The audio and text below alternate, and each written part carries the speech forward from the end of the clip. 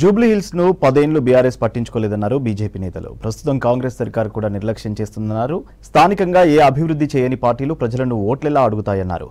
కాంగ్రెస్ కు ఓటమి భయం పట్టుకుందన్నారు బీజేపీ నేతలు. అందుకే తమ నాయకుల ప్రచారాలకు అడ్డంకులు సృష్టిస్తున్నారన్నారు.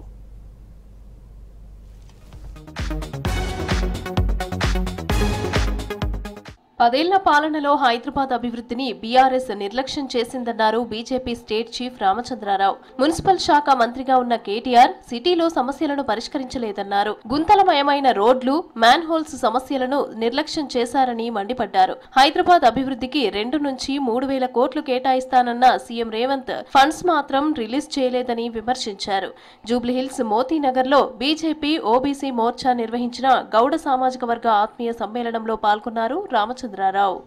వాళ్ళిద్దరిని గెలిపితే ప్రజలకు ఎటువంటి ఒక లాభం లేదు, నష్టమే ఉంది. కానీ బీజేపీని గెలిపిస్తే మన పక్షాన మాట్లాడే నాయకుడు అక్కడ తయారవుతాడు. అది భారతీయ జనతా పార్టీ నాయకుడుగా, ప్రజాసేవకుడుగా మీతో ఉంటాడని చెప్పేసి మీకు తెలియజేస్తున్నాను మిత్రులు. ఈరోజు భారతదేశంలో జరుగుతున్న అభివృద్ధి కార్యక్రమాల్ని చూసి ఓడ్చలేక కాంగ్రెస్ పార్టీ రకరకాలుగా ప్రచారం చేస్తా ఉంది. సిబిఐ కోర్టులో కేసు ఉన్నందునే విచారణ ఆలస్యమవుతోందన్నారు కేంద్ర మంత్రి కిషన్ రెడ్డి. చట్ట ప్రకారం వెళ్తామని అన్నారు. మేడిగడ్డ ఒక్కటే కాదు, మొత్తం కాళేశ్వరంపైనే విచారణ జరిపించాలన్నది బీజేపీ ఉద్దేశమన్నారు. బట్టకాల్చి మీద వేయటం కాంగ్రెస్ కు అలవాటేనన్నారు కిషన్ రెడ్డి.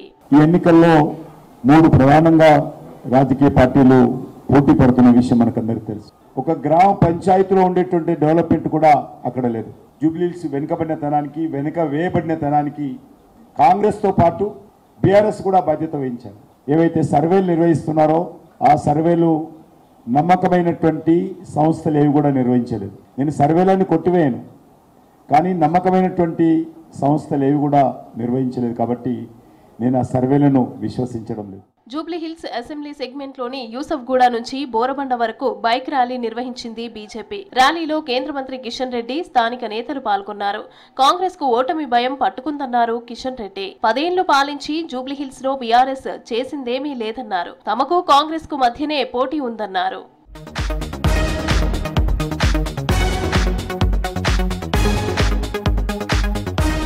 జూబ్లీహిల్స్ లో కాంగ్రెస్ కు ఓటమి భయం పట్టుకుందన్నారు కేంద్ర మంత్రి బండి సంజయ్.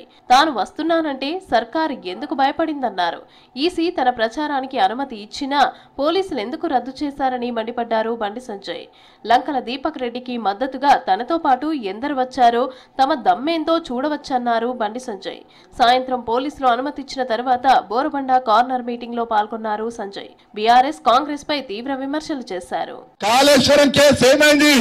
ఇన్ని కేసులైతే ఒక్క కేసు కూడా కేసీఆర్ కుటుంబాన్ని అరెస్ట్ చేసే ప్రయత్నం ఇలా రేవంత్ రెడ్డి చేస్తలేదంటే వీళ్ళు వాళ్ళు ఒకటేనా, వీళ్ళు వాళ్ళు ఒకటే. కాబట్టే ఇవాళ తెలంగాణ రాష్ట్రంలో నాకు తెలిసి దేశంలో అధికారం ప్రతిపక్షం కలిసి దోసుకున్నటువంటి రాష్ట్రం ఏదైనా ఉందంటే అది తెలంగాణ రాష్ట్రం. జూబ్లీహిల్స్ లో గెలుపే లక్ష్యంగా ప్రచారాన్ని ముమ్మరం చేశారు బీజేపీ నేతలు.